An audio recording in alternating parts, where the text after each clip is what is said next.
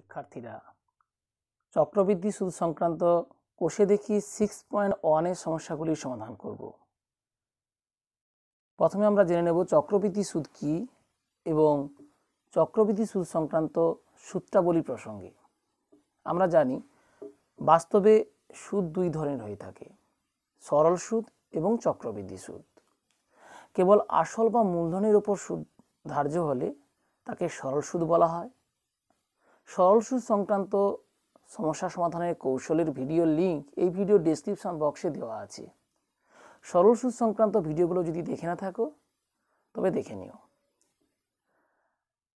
কোনো নির্দিষ্ট সময় শেষে অর্জিত সুদ মূলধন বা আসলের সঙ্গে যুক্ত করে ওই সুদাসল বা সবৃদ্ধিমূলকে পরবর্তী নির্দিষ্ট সময়ের জন্য নতুন আসল বা মূলধন হিসাবে গণ্য করে পুনরায় যখন সুদের হিসেব করা হয় তখন সেই সুদকে চক্রবৃদ্ধি সুদ বা কম্পাউন্ড ইন্টারেস্ট বলা হয়। বিষয়টি এরকম, ধরি রাম শ্যামের উদ্দেশ্যে 100 টাকা দিয়েছে, বার্ষিক 10% ইন্টারেস্টে। হ্যাঁ, যদি সেটা সিম্পল ইন্টারেস্টে হয় সেক্ষেত্রে 1 বছর শেষে রামের প্রাপ্য টাকার পরিমাণ 100 প্লাস 100 টাকার সুদ 10 টাকা, অর্থাৎ 110 টাকা। ঠিক 2 বছর শেষে প্রাপ্য টাকার পরিমাণ 100 প্লাস 100 টাকায় বার্ষিক যদি 10 টাকা হয় ইন্টারেস্ট, তাহলে 210 টাকা, অর্থাৎ 120 টাকা। তাহলে 3 বছর শেষে প্রাপ্য 100 টাকা এবং 310 টাকা, অর্থাৎ 130 টাকা। এটি হলো সিম্পল ইন্টারেস্ট।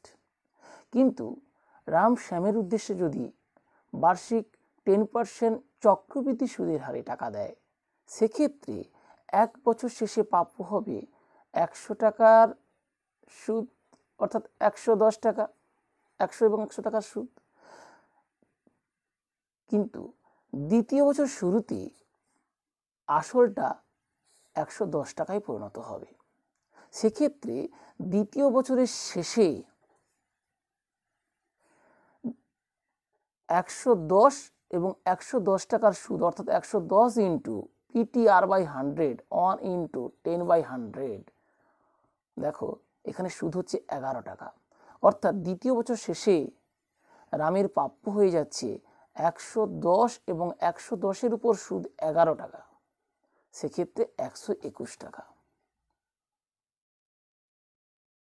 অর্থাৎ দ্বিতীয় বছরের শুরুতে আসল যেহেতু বৃদ্ধি পাচ্ছে কি করে, যেখানে সুদটা আসলে পরিণত হয়ে যাচ্ছে, যে কারণে দ্বিতীয় বছর শেষে আমরা দেখলাম সুদে আসলে পরিবর্তন হয়ে গেল। সিম্পল ইন্টারেস্টের ক্ষেত্রে যেখানে ছিল 120 টাকা, কম্পাউন্ড ইন্টারেস্টের ক্ষেত্রে হয়ে গেল 121 টাকা। এই 121 টাকা তৃতীয় বছর শুরুতে, অর্থাৎ 121 টাকা ধরা হবে তৃতীয় বছর শুরুতে আসল। তাহলে তৃতীয় বছরে 121 টাকার উপর সুদের হিসেব করা হবে। এইভাবে যখন নির্দিষ্ট সময় অন্তর সুদটা আসলে পরিণত হয়ে যায়, যেমন এক্ষেত্রে আমরা দেখলাম 1 বছরের শেষে এই 10 টাকা সুদ সেটাও আসলে পরিণত হয়ে গেছে, অর্থাৎ আসলের সাথে সুদটা যুক্ত হয়ে আসল হয়েছে। এই ধরনের সুদের কারবারকে আমরা বলি কম্পাউন্ড ইন্টারেস্ট বা চক্রবৃদ্ধি সুদ। তাহলে কোনো নির্দিষ্ট সময় শেষে সাধারণত 1 বছর শেষে হিসেব করা হয়, কিছু কিছু ক্ষেত্রে 6 মাস অন্তর হিসেব করা হয়, কিছু কিছু ক্ষেত্রে 3 মাস অন্তর হিসেব করা হয়, সে বিষয়ে আমরা আলোচনা করব। কোনো নির্দিষ্ট সময় শেষে অর্জিত সুদ মূলধন বা আসলের সঙ্গে যুক্ত করে, যেমন দেখলাম 1 বছর শেষে 100 টাকার সাথে সুদ 10 টাকা যুক্ত করা হলো, ওই সুদ আসল বা সবৃদ্ধি মূলকে, অর্থাৎ সুদ এবং আসল একসাথে বলা হয় সবৃদ্ধি মূল, অর্থাৎ বৃদ্ধিযুক্ত আসল। যেমন 110 টাকা দেখলাম 1 বছরের শেষে, অর্থাৎ দ্বিতীয় বছরের শুরুতে, পরবর্তী নির্দিষ্ট সময়ের জন্য নতুন আসল বা মূলধন হিসাবে গণ্য করে পুনরায় যখন সুদ হিসেব করা হয়, যেমন আমরা দ্বিতীয় বছরের শুরুতে 110 টাকার উপর সুদের হিসেব করলাম, তখন সেই সুদকে চক্রবৃদ্ধি সুদ বা কম্পাউন্ড ইন্টারেস্ট বলা হয়। অর্থাৎ যখন সুদের হিসেব করা হয়, সুদেরও সুদ হিসেব করা হচ্ছে, সেটাই হলো চক্রবৃদ্ধি সুদ। চক্রবৃদ্ধি সুদ কত সময়ের শেষে প্রাপ্য হবে কিভাবে জানব? যে সময়ের শেষে চক্রবৃদ্ধি সুদ প্রাপ্য হবে তাকে চক্রবৃদ্ধি সুদের পর্ব বা interest period of compound interest বলে। চক্রবৃদ্ধি সুদের পর্ব সাধারণত 3 মাস, 6 মাস বা 1 বছর হয়ে থাকে। চক্রবৃদ্ধি সুদের ক্ষেত্রে কোনো পর্বের উল্লেখ না থাকলে চক্রবৃদ্ধি সুদ বছরের শেষে দেয় বলে ধরে নেওয়া হয়। অর্থাৎ সাধারণত সুদের পর্ব 1 বছর ধরা হয়। এরপর আমরা জানব সমূল চক্রবৃদ্ধি কি। আসল বা মূলধন এবং কোনো নির্দিষ্ট সময়ের চক্রবৃদ্ধি সুদের সমষ্টিকে বলা হয় সমূল চক্রবৃদ্ধি। অর্থাৎ সিম্পল ইন্টারেস্টের ক্ষেত্রে যেমন আমরা সুদে আসলে নির্ণয় করতাম, অর্থাৎ আসলের সাথে সুদ যোগ করে সুদে আসলে পেতাম, একইভাবে এক্ষেত্রে আসলের সাথে চক্রবৃদ্ধি সুদ যোগ করে আমরা পাব সমূল চক্রবৃদ্ধি। যেমন এখানে একটি উদাহরণ দেওয়া আছে, বিষয়টি বুঝে নেওয়া যাক। প্রথম বছরে একটা উদাহরণ এখানে বলা আছে যে বাপ্পাদার আসল 1200 টাকা। 1200 টাকার বার্ষিক 8% ইন্টারেস্টে, তাহলে 1200 ইন্টু 1 ইন্টু 8/100 অর্থাৎ PTR/100, সেই সূত্রে প্রথম বছরের সুদ 12 এখানে 96 শূন্য কেটে দিলাম, 96 টাকা। তাহলে দ্বিতীয় বছরের আসল অর্থাৎ প্রথম বছর শেষে ওই 1200 টাকার সাথে 96 টাকা সুদ যুক্ত হয়ে গেল, তাই দ্বিতীয় বছরের শুরুতে আসল হয়ে গেল 1200 যোগ 96 সমান 1296 টাকা। যেমন আমরা দেখেছিলাম রাম শ্যামকে টাকা দিয়েছিল, যে কারণে দ্বিতীয় বছরের শুরুতে আসল হয়ে গিয়েছিল 110 টাকা। ঠিক একইভাবে এখানে আসল হয়ে গেল 1296 টাকা। তাহলে দ্বিতীয় বছরের সুদের হিসেব করা হবে 1296 টাকার ওপর। সেক্ষেত্রে দ্বিতীয় বছরের সুদ হবে 1296 ইন্টু, এখানে এটাই 1296টাই T1, আর এখানে 8/100 অর্থাৎ 103 টাকা 68 পয়সা। এমনটা যদি হয় তাহলে দ্বিতীয় বছরের সমূল চক্রবৃদ্ধি কত হলো? অর্থাৎ দ্বিতীয় বছরের শুরুতে আসল ছিল এই টাকাটা, দ্বিতীয় বছরের সুদ এই টাকাটা, তাহলে ঠিক তৃতীয় বছরের শুরুতে আসলযুক্ত সুদ এই টাকাটা। একেই আমরা বলছি সমূল চক্রবৃদ্ধি। তাহলে চক্রবৃদ্ধি সুদের ক্ষেত্রে আসল বা মূলধন সবসময় এক থাকে না এবং প্রত্যেক সুদ পর্বের শেষে আসল বা মূলধন পরিবর্তিত হয়। এখন আমরা একটা সূত্রে উপনীত হব। মনে করি আসল প্রিন্সিপাল P টাকা, বার্ষিক চক্রবৃদ্ধি সুদের হার অর্থাৎ rate of annually interest R%। তাহলে আমরা জানি প্রথম বছরের শেষে সুদ PTR/100 অর্থাৎ P ইন্টু T, এখানে 1, R/100 অর্থাৎ PR/100 টাকা। তাহলে প্রথম বছরের সমূল চক্রবৃদ্ধি অর্থাৎ সুদে আসলে হলো আসল P টাকা আর সুদ PR/100 টাকা। তাহলে এখান থেকে আমরা P কমন নিলে পাচ্ছি P ইন্টু 1 প্লাস R/100 টাকা। তাহলে প্রথম বছরের শেষে যেহেতু টাকার পরিমাণটা এটা, অর্থাৎ আসল এবং সুদ মিলে এটা হলো, তাহলে দ্বিতীয় বছরের শুরুতে আসল এটা, কারণ এক্ষেত্রে সুদ অর্থাৎ PR/100টা আসলে পরিণত হয়ে গেছে, যে কারণে আসল এবং সুদ মিলে বর্তমানে আসল অর্থাৎ দ্বিতীয় বছরের শুরুতে আসল P ইন্টু 1 প্লাস R/100 টাকা। তাহলে দ্বিতীয় বছরে P ইন্টু 1 প্লাস R/100 এই টাকার উপর সুদের হিসেব করা হবে, যে কারণে দেখো দ্বিতীয় বছরে শেষে সুদ হবে P ইন্টু 1 প্লাস R/100 টাকার উপর 1 বছরের সুদ, অর্থাৎ P এখানে T1 R/100 টাকা, এটা সুদ। তাহলে দ্বিতীয় বছরের সমূল চক্রবৃদ্ধি কত হলো? আসল শুরুতে ছিল P ইন্টু 1 প্লাস R/100 টাকা এবং সুদ পেলাম P into 1 plus R/100 into R into 1/100। তাহলে এই দুটি পদ থেকে, এখানে প্লাস চিহ্ন আছে দুটি পদ, তাহলে এই দুটি পদ থেকে আমরা P into 1 plus by 100 common নিতে পারি। তাহলে P into 1 plus R by 100 থেকে P into 1 plus R by 100 কমলে 1 প্লাস এখানে 1 plus R by 100 into P, এটা কমন গেলে দেখো আর বাই 100, তাহলে P into 1 plus R by 100 into 1 plus R by 100, এই দুটি একই সংখ্যার গুণ অর্থাৎ হোল স্কোয়ার। তাহলে সূত্র হয়ে গেল P into 1 plus R by 100 এর হোল স্কোয়ার। একইভাবে যখন 3 বছরের সমূল চক্রবৃদ্ধি করা হয় সেক্ষেত্রে P into 1 plus R by 100 whole to the power 3 হবে, অর্থাৎ n বছরের ক্ষেত্রে এখানে n হবে। তাহলে আমরা সূত্রটা কি পেলাম? n বছরের সমূল চক্রবৃদ্ধি P into 1 plus R by 100 whole to the power n, যেখানে পি প্রিন্সিপাল বা মূলধন, আর রেট অফ ইন্টারেস্ট এবং এনটা হলো সময় বছরে। হ্যাঁ, যখন 6 মাস অন্তর সুদের পর্ব হয় সেক্ষেত্রে বছরে তাহলে দুটি পর্ব, কারণ 6 মাসে একটি পর্ব হলে 12 মাসে 12/6 অর্থাৎ দুটি পর্ব। সেক্ষেত্রে যত বছর হবে তার দ্বিগুণ হয়ে যাবে এবং ইন্টারেস্টটা অর্ধেক হবে। কেন? 12 মাসে ইন্টারেস্ট যদি আর হয় তাহলে 6 মাসে হবে আর বাই 2, অর্থাৎ এখানে যখন আর বাই 2 হলো এখানে এনকে দ্বিগুণ 2 দিয়ে গুণ হয়ে গেল। একইভাবে যখন আর বাই 3 হবে এখানে 3 দিয়ে গুণ হবে, যখন আর বাই 4 হবে এখানে 4 দিয়ে গুণ হবে। এইভাবে আমরা সূত্রগুলি ব্যবহার করে থাকব। এখন কয়েকটি সমস্যার সমাধান করা যাক এবং তার মাধ্যমেই বিষয়টি আরও পরিষ্কার হয়ে যাবে। প্রথমে সমস্যাটি লক্ষ্য করো। আমার কাছে 5000 টাকা আছে। আমি ওই টাকা একটি ব্যাংকে বার্ষিক 8.5% চক্রবৃদ্ধি সুদের হারে জমা রাখলাম। চক্রবৃদ্ধি সুদের হারে 2 বছরের শেষে সুদে আসলে মোট কত টাকা পাবো হিসাব করে লিখি। তাহলে এখানে প্রথম বাক্যে দেওয়া আছে প্রিন্সিপাল পি সমান 5000 টাকা। দ্বিতীয় বাক্যে দেখো 8.5% চক্রবৃদ্ধি সুদের হারে বার্ষিক, তাহলে আর এর মান দেওয়া আছে 8.5।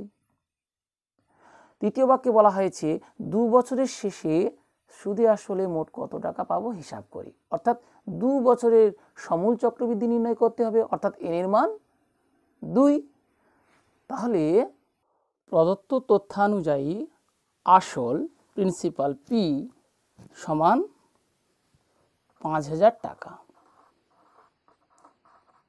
অর্থাৎ আমরা পি সমান 5000 বসাবো। বার্ষিক চক্রবৃদ্ধি সুদের হার আর সমান 8.5, তাহলে আর পার্সেন্ট সমান 8.5%, অর্থাৎ আর এর মান 8.5। সময় আমরা সিম্পল ইন্টারেস্টের ক্ষেত্রে টাইম টি ধরতাম, কিন্তু এক্ষেত্রে এন ধরা হয় প্রচলিত অর্থব, সেক্ষেত্রে আমরা এন ধরব। সময় এন সমান এখানে বলা আছে 2 বছর, অর্থাৎ এন সমান 2। প্রশ্নে বলা আছে 2 বছরের শেষে সুদে আসলে অর্থাৎ স্ববৃদ্ধিমূল, অতএব সুদে আসলে সমান, সুদে আসলে আমরা এটাকে এ ধরে থাকি অনেক সময়, তাহলে সূত্র P into 1 plus R by 100 whole to the power N, এককটা এখানে টাকা, সর্বদা এখানে প্লাস হবে, কখনো মাইনাস হচ্ছে না, কারণ সুদের কারবার, কিছু পরিমাণ তো বৃদ্ধি হবেই। ঠিক এরপরে আমরা সমহার বৃদ্ধি ও হ্রাসের অঙ্ক করব। সেক্ষেত্রে বৃদ্ধি হলে প্লাস হবে, হ্রাস হলে মাইনাস হবে, এইটুকুই, আর কিছু নয়। তাহলে এবার মানগুলো পুট করে দিই। পি এর মান এখানে 5000 ইন্টু 1 প্লাস আর এর মান 8.5 বাই 100 হোল ইন্টু এন এর মান 2, এই টাকা সমান 5000 গুণ, এটা দেখো আমরা লসাগু 100 পাচ্ছি, তাহলে 100 যোগ 8.5 অর্থাৎ 108.5, তাহলে 108.5 হোল স্কোয়ার অর্থাৎ 108.5 ইন্টু 108.5 ডিভাইডেড বাই 100 ইন্টু 100, এই টাকাটা হবে। সমান আমরা প্রয়োজনে একটা শূন্য একটা শূন্য একটা শূন্য একটা শূন্য একটা শূন্য একটা শূন্য এভাবে কেটে দিলাম। দেখতে পাচ্ছি 5 গুণ 2 10, অর্থাৎ লবে 1085 ইন্টু 1085 ডিভাইডেড বাই হরে 2 ছিল, এখানে দশমিক তুলে দিয়েছি অর্থাৎ দশমিকের পরে একটি অঙ্ক মানে 10, এখানেও একইভাবে 10 লিখলাম। এরপরে লঘিষ্ঠ করে ফেলি আবার একইভাবে, এককের অঙ্ক 5 আছে মানে 5 দিয়ে ভাগ যাবে, 5 দিয়ে লব হরকে ভাগ করলে এখানে 2, এখানে পাচ্ছি 5 গুণ 2 10, 5 একে 5 3 5, 5 সাথে 35 217। একইভাবে এটাও হবে 217, তখন এটা 2, অর্থাৎ 217 into 217 whole divided by 2 into 2 into 2 অর্থাৎ 8 ইকুয়ালস 217কে 217 দিয়ে গুণ করতে হবে। আমরা প্রয়োজনে সেটা রাফে দেখে নেব। 217কে 217 দিয়ে গুণ, যেখানে গুণফল 47,089, তাকে 8 দিয়ে ভাগ করতে হবে। এই ভাগটাও আমরা পাশে দেখে নেব। 47,089 তাকে 8 দিয়ে ভাগ, তাহলে 8 5 40, 7 0, 8 8 56, 4